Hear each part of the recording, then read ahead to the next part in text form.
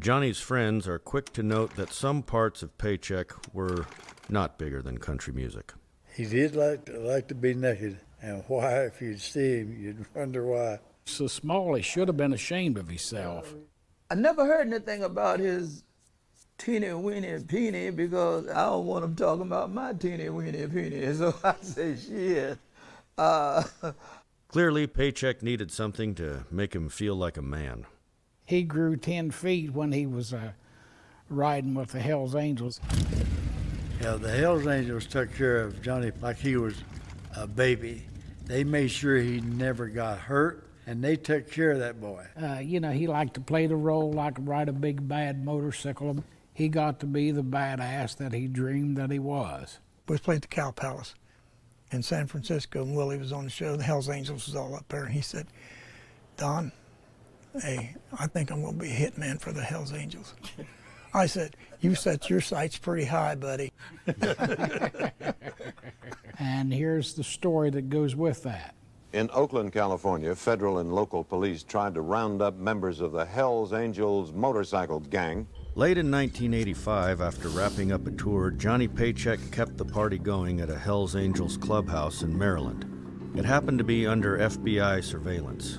Agents allegedly warned the bikers about a credible threat by a rival gang to blow the place up.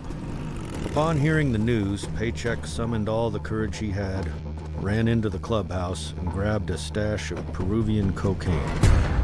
He headed back home to Greenfield, high out of his mind with 2 suitcases full of money, and said cocaine. And he was looking for my cousin Red Dog's daughter, Niecy, but my niece, who was 14 years old. And I said, they call her Niecy. I said, here in Greenfield, we call that statutory rape.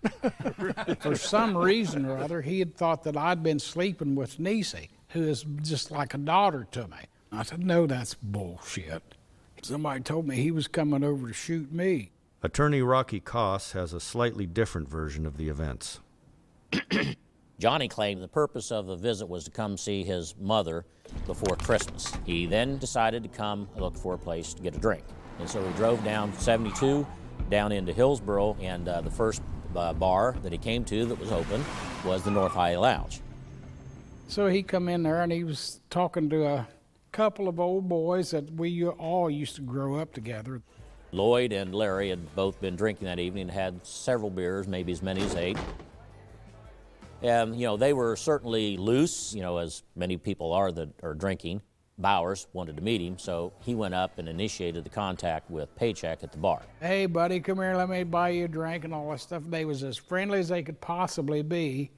Well, they didn't know he was just totally gone on his cocaine. Paycheck's version of the events was that Larry and Lloyd were basically crowding him, and that Larry had a bottle in his hand. He took that as being a prelude to Wise attacking him with the bottle. Attorney Ralph Buss, lawyer for the Hells Angels, Johnny Paycheck, and owner and operator of his own karate studio. Johnny was especially afraid of broken bottles. He had a tremendous acuity of imminent danger.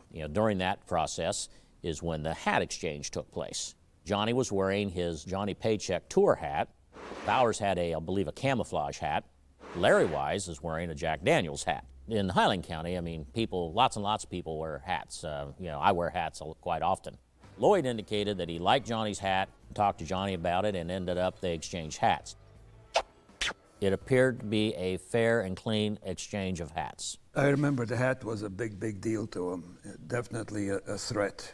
Then shortly after that, Wise was a part-time taxidermist, and he said he had a great turtle soup recipe, and he suggested that Johnny might enjoy having a meal cooked by Larry. Well, really, Paycheck was kind of hungry, and Lloyd had said, we got some turtle soup out in the truck. I heard they had a little disagreement on how you make it. Not was it there or who had it. That's what I heard.